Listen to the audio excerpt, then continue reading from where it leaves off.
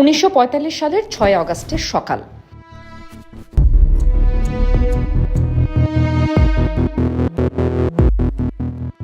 জাপানের হিরোশিমা শহরের বাসিন্দারা 8-10টা দিনের মতোই কাজে বের হচ্ছিল। কেউ বাজারে যাচ্ছিল, কেউ স্কুলে, কেউ বা রান্নাঘরে সকালের নাস্তা বানাতে ব্যস্ত ছিল।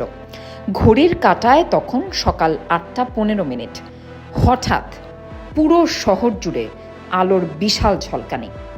আলোর উৎপত্তি বুঝতে না বুঝতেই বিকট এক শব্দ, এরপর মাটির কাঁপুনি। ঘরের মধ্যে আগুন লাগেনি, তবুও হিরোশিমার মানুষ খেয়াল করলো তাদের গায়ের চামড়া পুড়ে যাচ্ছে।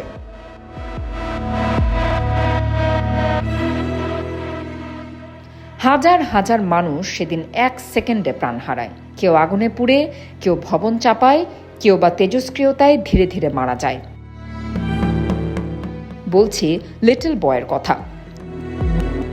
হিরোশিমার আকাশ থেকে যে পারমাণবিক বোমাটি নিচে ফেলা হয়েছিল তার নাম লিটল বয়। এই একটি বোমা, যার শক্তি ছিল প্রায় 15 কিলোটন TNT বিস্ফোরণের সমান। শুধু হিরোশিমায় প্রায় 1.5 লক্ষ মানুষ মারা যায় সেদিন।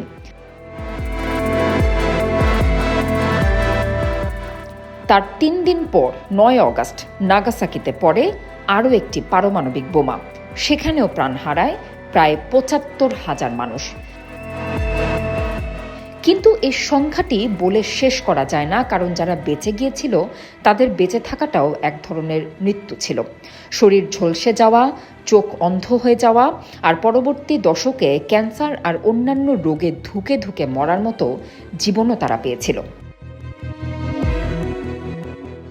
একটি পারমাণবিক বোমা বিস্ফোরিত হলে 3টি ধাপে তার ধ্বংসাত্মক প্রভাব পড়ে।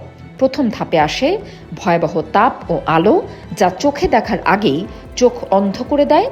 10 কিলোমিটার দূরের মানুষের ত্বকও পুড়ে যায়। দ্বিতীয় ধাপে আসে চাপের তরঙ্গ, যা কয়েক সেকেন্ডে গুঁড়িয়ে দেয় কংক্রিটের বিল্ডিং, উড়িয়ে নেয় মানুষকে। আর তৃতীয় ধাপে আসে তেজস্ক্রিয় বিস্ফোরণ, যা চোখে দেখা যায় না, কিন্তু শরীরের কোষে কোষে ছড়িয়ে দিয়ে যায় ধীরে ধীরে মৃত্যুর ছায়া। অনেকেই বেঁচে গেলেও পরে ক্যান্সার, শিশু বিকলতা, বন্ধ্যাত্ব, মানসিক অসুস্থতায় ভুগতে পারে। এই বোমার একটি বড় পরিণাম হলো পরিবেশগত বিপর্যয়।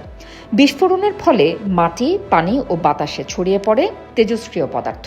গাছপালা মরে যায়, প্রাণীরা পালিয়ে যায় বা মারা পড়ে। মাটিতে চাষাবাদ করা যায় না, বিশুদ্ধ পানি থাকে না, বাতাসে বিষ। কখনো কখনো কয়েক দশক পর্যন্ত সেই এলাকাও বসবাসের অযোগ্য হয়ে পড়ে। চেরনোবিল বা ফুকুশিমার পারমাণবিক দুর্ঘটনা এরই প্রমাণ। একটি পারমাণবিক বোমার বিস্ফোরণে যে তাপ তৈরি হয় তা 4000 ডিগ্রি সেলসিয়াসেরও বেশি থাকে।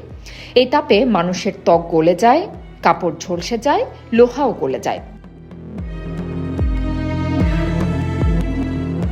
এরপর আসে বিস্ফোরণের তরঙ্গ, যা কয়েক কিলোমিটার দূর পর্যন্ত ভবন ভেঙে ফেলে, গাড়ি উড়িয়ে নিয়ে যায়।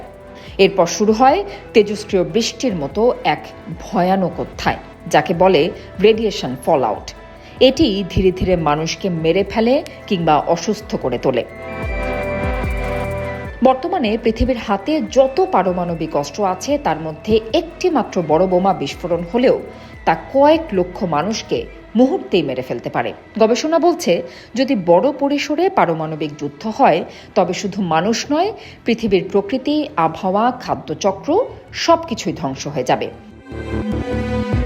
এমনকি একে বলা হয় নিউক্লিয়ার উইন্টার, যেখানে সূর্যের আলো পৃথিবীতে পৌঁছাবে না, ফসল হবে না, আর ঠান্ডা এতটাই বেড়ে যাবে যে কোটি কোটি মানুষ অনাহারে মারা পড়বে।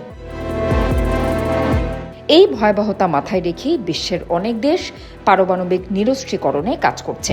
কিন্তু এখনও কিছু দেশ এসব অস্ত্রের মালিক হয়ে বসে আছে এবং মাঝে মধ্যেই এরা হুমকিও দেয়। তাই প্রশ্ন থেকেই যায়, মানবজাতির হাতেই যদি থাকে নিজেদের ধ্বংসের সুইচ, তবে সামনের দিনের ভবিষ্যৎ কতটা নিরাপদ?